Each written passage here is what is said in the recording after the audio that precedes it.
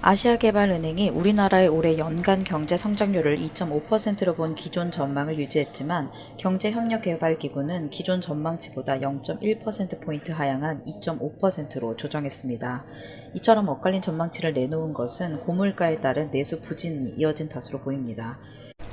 25일 기획재정부에 따르면 ADB는 이날 2024년 9월 아시아 경제 전망치에서 한국 경제가 반도체와 자동차 중심의 수출 증가세에 따라 7월 전망치를 유지했다고 밝혔습니다. 7월 전망치는 4월 전망치에 비해 0.3%포인트 높은 2.5%포인트로 상향 조정됐습니다.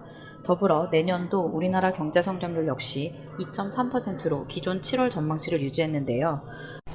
한국의 물가 상승률도 올해 2.5%, 내년에 2.0%로 안정적 기조를 보일 것이라고 내다봤습니다. 이날 OECD도 주요 국가의 경제 전망을 발표했는데요. 우리나라 경제 성장률은 지난 5월 전망치 때보다 0.1%포인트 하향한 2.5%로 전망했고, 내년 경제 성장률은 기존과 동일한 2.2%로 발표했습니다. 물가 상승률은 지난 발표와 동일하게 올해 2.4%, 내년에 2.0%로 전망했습니다.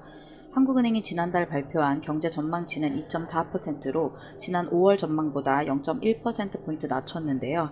이처럼 올해 우리나라 경제 성장률에 대한 전망이 엇갈리고 있는데요. 이는 소비자 물가는 안정세에 접어들었으나 고물가, 고금리의 금융권 가계대출이 지난달 10조 원까지 늘어나면서 소비자의 구매 여력이 없는 것으로 파악됩니다.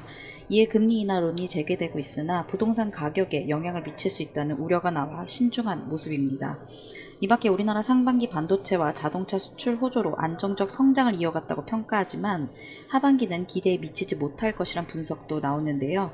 이에 따른 역성장 우려의 목소리도 나옵니다. 뉴스토마토 이진아입니다.